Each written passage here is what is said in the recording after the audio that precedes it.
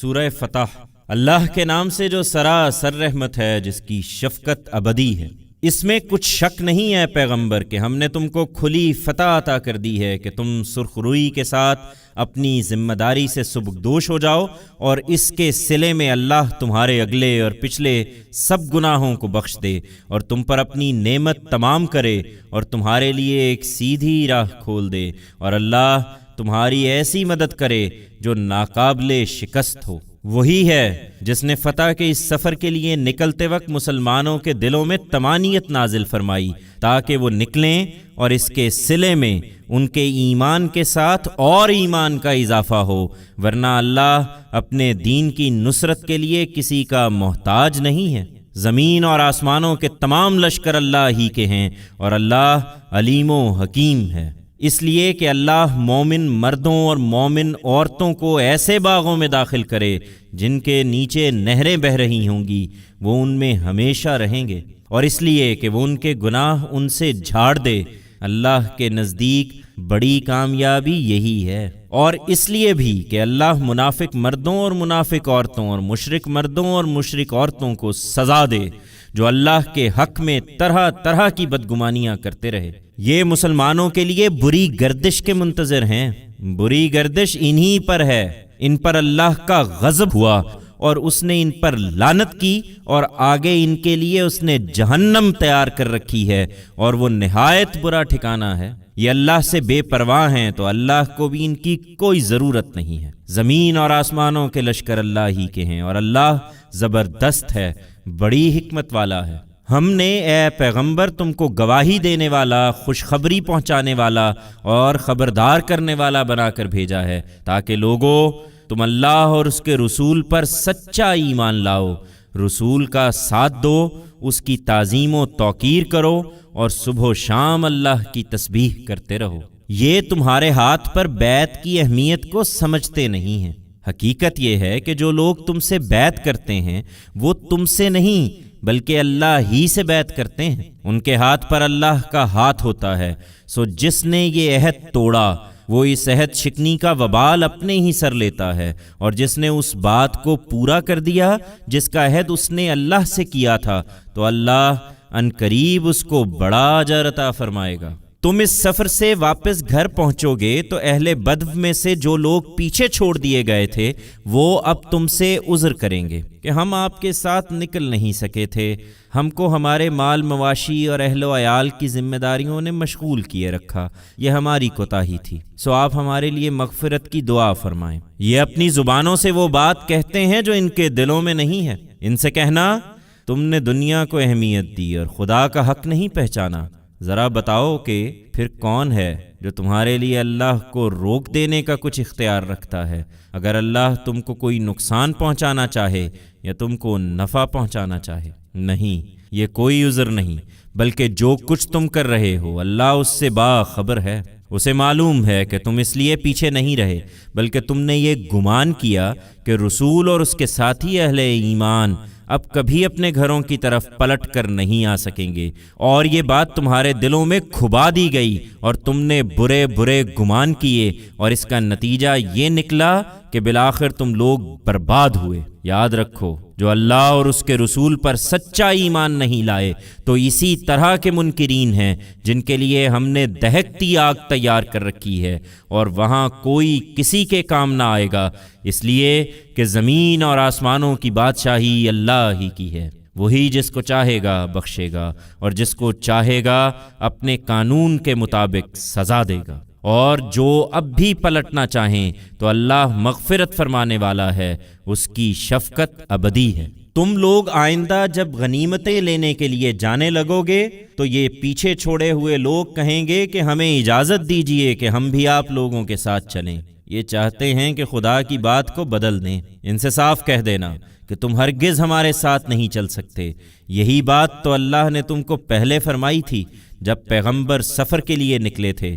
اس کے جواب میں یہ کہیں گے کہ نہیں، بلکہ تم لوگ ہم سے حسد کرتے ہو۔ ہرگز نہیں، بلکہ یہی لوگ بہت کم سمجھتے ہیں۔ یہ جو اہل بدو میں سے پیچھے چھوڑ دیے گئے تھے ان سے کہنا کہ ان قریب تمہیں ایسے لوگوں سے لڑنے کے لیے بلایا جائے گا جو بڑے زور آور ہیں۔ تم ان سے لڑو گے یا وہ اسلام قبول کر لیں گے؟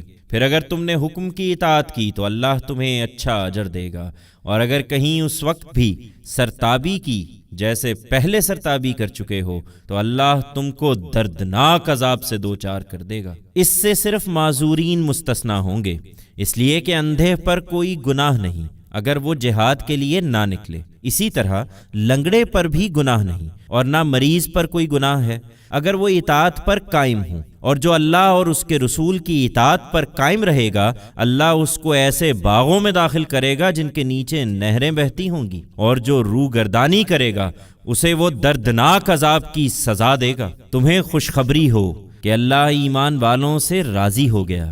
جب وہ درخت کے نیچے تم سے بیعت کر رہے تھے اس وقت اللہ نے جان لیا جو کچھ ان کے دلوں میں تھا، تو اس نے ان پر طمانینت اتار دی اور ان کو ایسی فتح عطا فرما دی جو ان قریب ظاہر ہونے والی ہے، اور بہت سی غنیمتیں بھی جن کو وہ حاصل کریں گے۔ اللہ زبردست ہے، وہ بڑی حکمت والا ہے۔ ایمان والو، اللہ نے بہت سی غنیمتوں کا وعدہ تم سے کیا ہے جو تم حاصل کرو گے، سو یہ پہلی فتح کے غنائم تو اس نے فوری طور پر تمہیں عطا کر دیے ہیں، اور لوگوں کے ہاتھ تم سے روک دیے ہیں کہ یہ موجب طمانینت ہو اور ایمان والوں کے لیے خدا کی نصرت کی ایک نشانی بن جائے، اور وہ تم کو سیدھی راہ کی ہدایت بخشے۔ اس کے علاوہ ایک فتح اور بھی ہے جس پر تم ابھی قادر نہیں ہوئے، مگر اللہ نے اس کا احاطہ کر رکھا ہے، اور اللہ ہر چیز پر قدرت رکھتا ہے۔ یہ منکرین جن سے تم معاہدہ کر کے آئے ہو اگر اس موقع پر تم سے جنگ کرتے تو ضرور پیٹھ پھیرتے، پھر اپنے لیے کوئی حامی اور کوئی مددگار نہ پاتے۔ یہ اللہ کی ٹھہرائی ہوئی سنت ہے جو پہلے سے چلی آ رہی ہے، اور اللہ کی سنت میں تم کوئی تبدیلی نہیں پاؤ گے۔